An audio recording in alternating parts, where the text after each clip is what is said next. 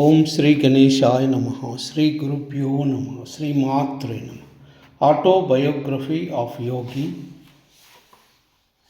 Part 2, from page 11 to 20. Lahari Mahashaya left this world shortly after I had entered it. His picture in an ordinate frame always graced our family altar in the various cities to which father was transferred by his office.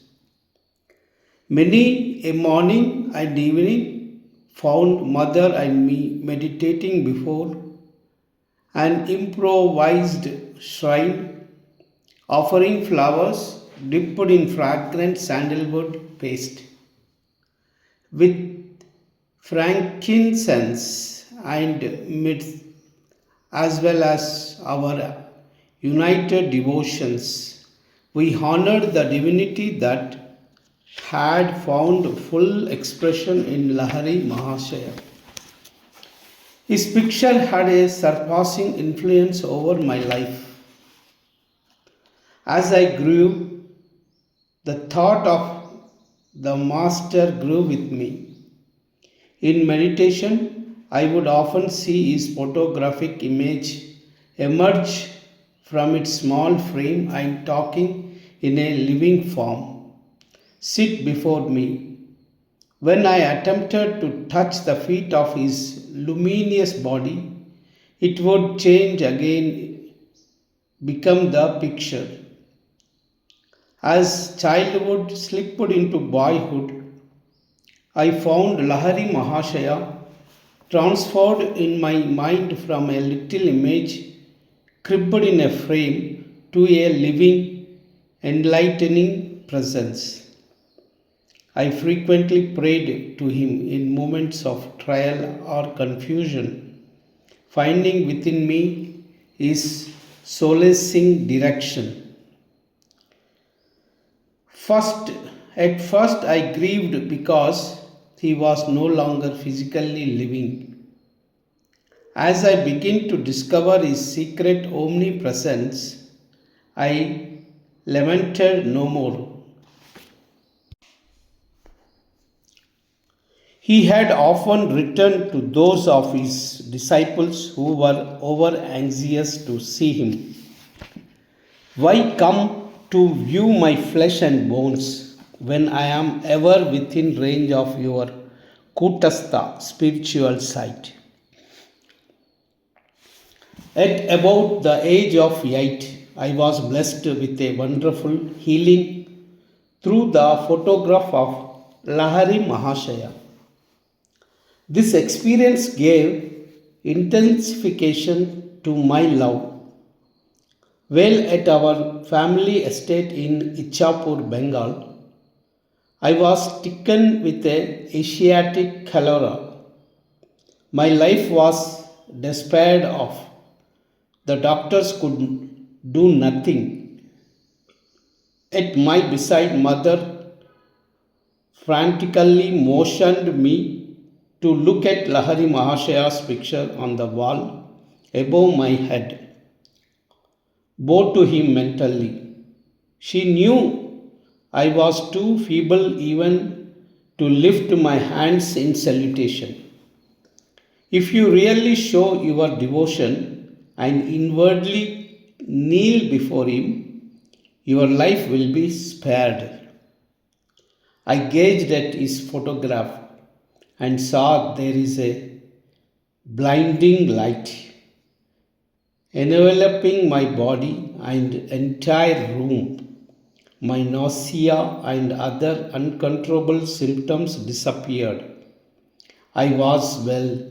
At once I felt strong enough to bend over and touch mother's feet in appreciation of her immeasurable faith in her Guru. Mother pressed her head repeatedly against the little picture. O omnipresent Master, I thank thee that the light hath healed my son.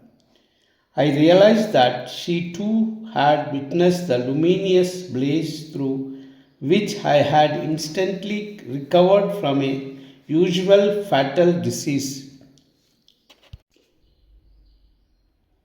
One of my most precious possessions in that same photograph, given to father by Lahari Mahashaya himself, it carries a holy vibrations. The picture had a miraculous origin. I heard the story from father's brother disciple Kali Kumar Roy. It appears that the master had an aversion to being photographed. Over his protest, a picture was once taken of him and a group of devotees, including Kali Kumar Roy. It was an amazed photograph who discovered that the plate, which had clear images of all disciples, revealed nothing more than a blank space in the center where he had reasonably expected to find the outlines of Lahari Mahasaya. The phenomenon was widely discussed. A student who was an expert photographer, Gangadhar Babu, boasted that the fugitive figure would not escape from him. The next morning, as the Guru sat in lotus posture on a wooden bench with a screen behind him, Gangadhar Babu arrived with his equipment, taking every precaution for success. He greedily exposed 12 plates. On each one, he soon found the imprint of wooden bench and the screen, but once again the master form was missing. With tears and shattered pride, Gangadhar Babu sought out his guru.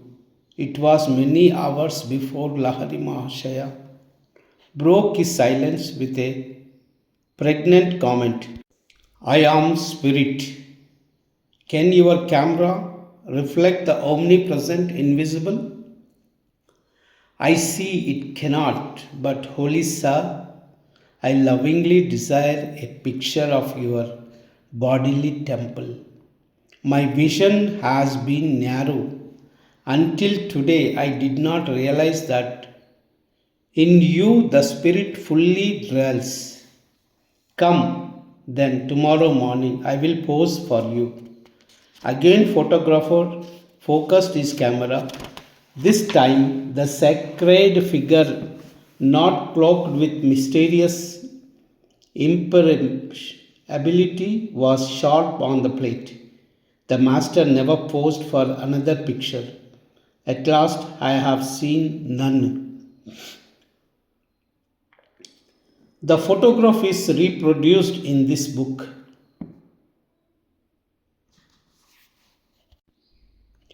Lahari Mahashaya, fair features of a universal caste, hardly suggests to what race he belonged. The joy of God communion is slightly revealed in his enigmatic smile, his eyes half open to denote a nominal interest in the outer world, are also half closed, indicating his absorption in inner bliss.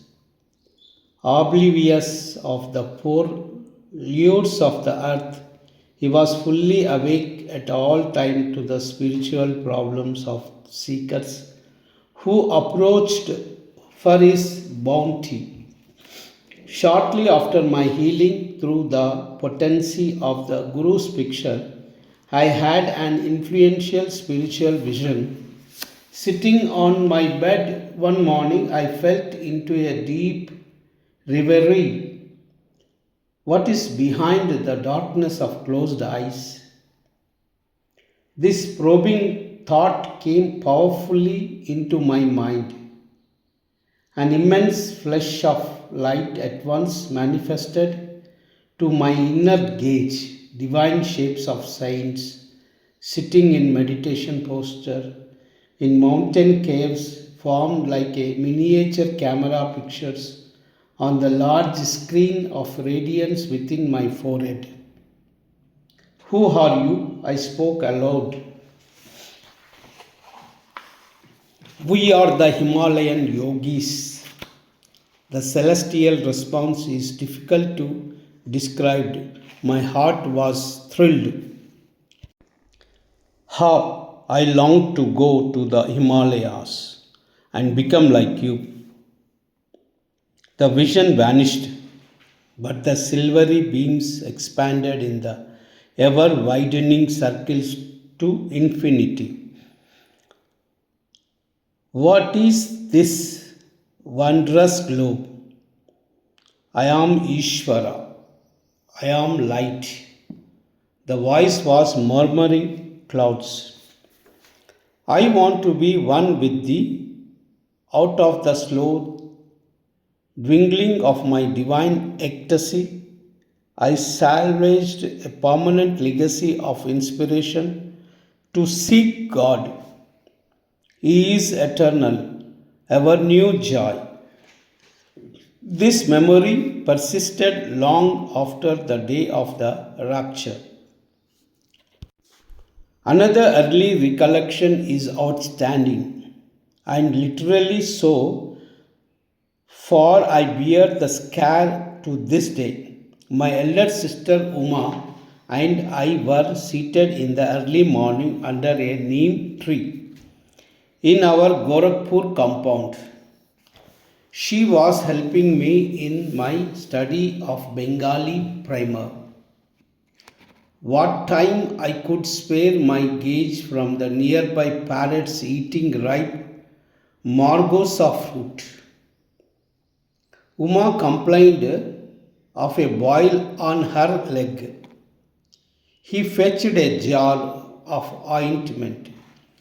I smeared a bit of slave on my forearm.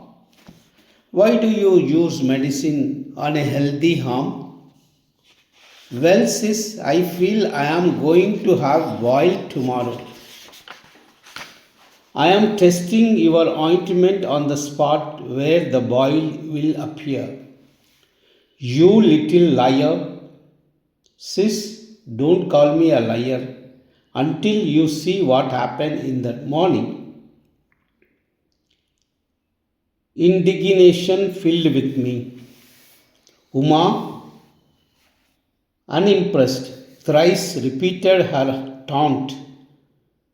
An adamant resolution sounded in my voice as I made a slow reply. By the power of will in me, I say that tomorrow I shall have a fairly large boil in this exact place where my arm and your boil shall swell to twice its present size. Morning found me with a stalwart boil on the indicated spot. The dimensions of Uma's boil had doubled. With a shaky, my sister rushed to mother. Mukunda has become a necromancer. Gravely, mother instructed me never to use the power of words for doing harm. I always remembered her counsel and I followed it. My boil was surgically treated. A noticeably scar left by the doctor's incision is present today. On my right forearm is a constant reminder of the power in the man's seed's word. Those simple and apparently harmless phrases to Uma, spoken with deep concentration, had possessed her sufficient hidden force to explode like bombs and to produce definite, though injurious effects. I understood later that the explosive vibratory power in speech could be wisely directed to free one's life from difficulties and thus operate without scare or rebuke. Our family moved to Lahore in the Punjab. There I acquired a picture of Divine Mother in the form of a goddess Kali. It sanctified a small informal shrine on the balcony of our home. An unequivocal conviction came over me that fulfillment would crown any of my prayers uttered in that sacred spot. Standing there with Uma one day, I watched two boys flying kites over the roofs of the two buildings that were separated from our house by an extremely narrow lane. Why are you so quiet? Uma pushed me playfully. I am just thinking how wonderful it is that Divine Mother gives me whatever I ask. I suppose she would give you those two kites? My sister laughed derisively. Why not? I began silent prayers for their possession. Matches are playing in India with kites whose strings are covered with glue and ground glass. Each player attempts to sever the string held by his opponent. A freed kite sails over the roofs. There is a great fun in catching it. As Uma and I were on roofed, recessed balcony, it seemed impossible that a loosened kite could come into our hands. Its string would naturally dangle over the roof. The players across the lane began their match. One string was cut, immediately the kite floated in my direction. Owing to sudden abatement of a breeze, the kite remained stationary for a moment, during which its string became firmly entangled with a cactus plant on the roof of opposite house.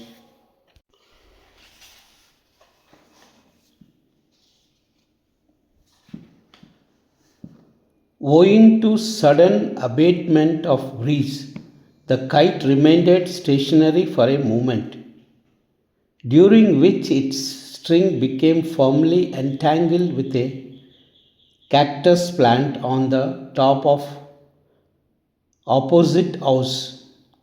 A long, perfect loop was formed for my Caesar.